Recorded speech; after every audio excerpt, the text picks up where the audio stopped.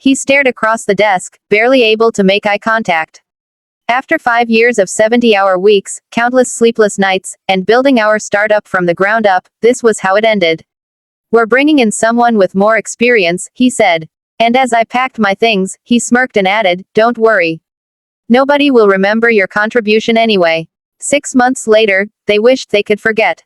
If you've ever sacrificed everything for someone else's dream only to be cast aside like trash, then stick around. This story is for every underdog who deserves justice.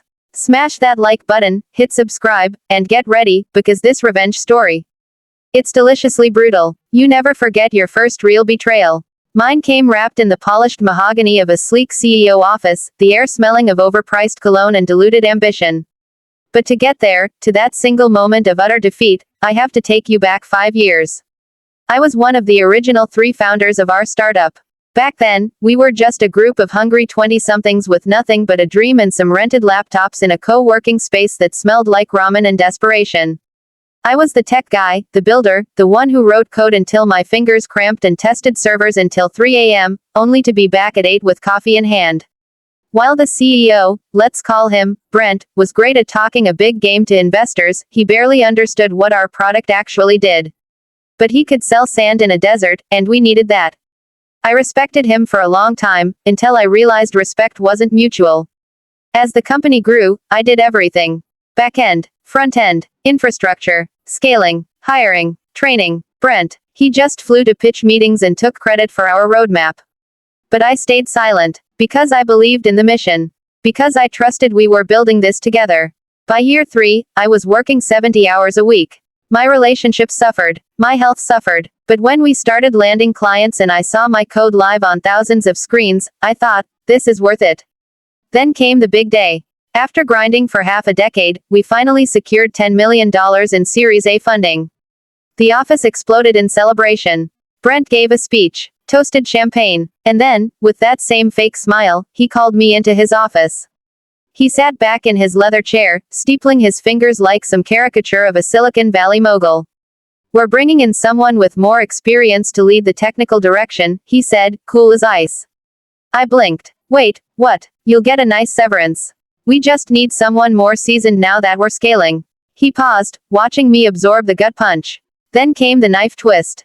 "Don't worry. Nobody will remember your contribution anyway." I wish I could say I yelled.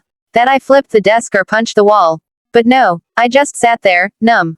5 years of blood, sweat, and sleepless nights, wiped away in a 30-second monologue. As I packed my desk, I remember staring at the potted plant I brought in on day 1. It had grown roots. Unlike me. But here's where the story turns.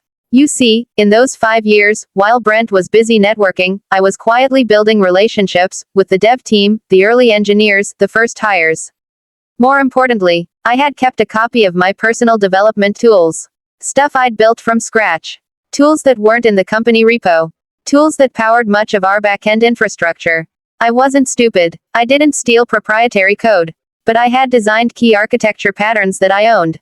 And once they kicked me out, they realized, fast, that they had no idea how to maintain it. Within a month, the app started crashing. Clients complained about broken features. Response times slowed. And since their new, experienced hire was just a resume with a tie, the dev team began to quietly rebel. They started reaching out to me. One call turned into 5. One weekend favor turned into full-blown freelance consulting. And here's the kicker, I got paid by the same company that fired me, to fix what they broke. But I wasn't done. I used that freelance cash to fund a new idea. A better version of the tech I had originally built, but sleeker, faster, smarter. I called in favors from every engineer I had mentored. We built in stealth mode.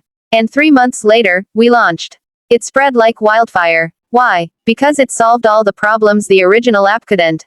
It was more secure, more scalable, and more transparent. Guess who came calling? That's right, Brent. He didn't know I was behind the new company. He sent a feeler email asking if our API could integrate with their platform.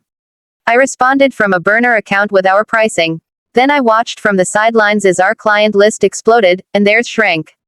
In 6 months, we took over 70% of their market share.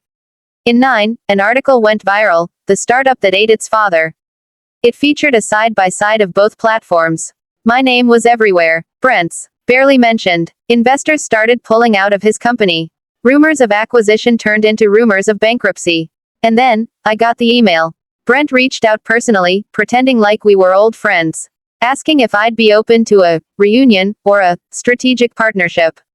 I didn't respond, but I did frame that email and hang it in my office.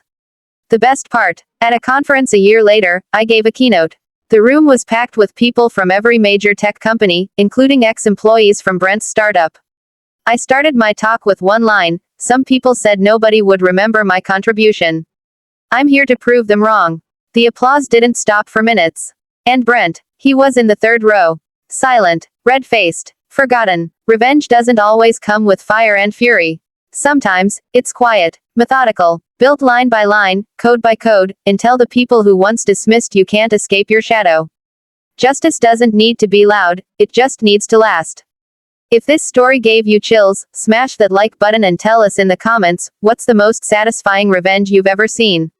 Was it explosive or poetic? And don't forget to subscribe, we've got more jaw-dropping Reddit revenge stories coming your way every single week.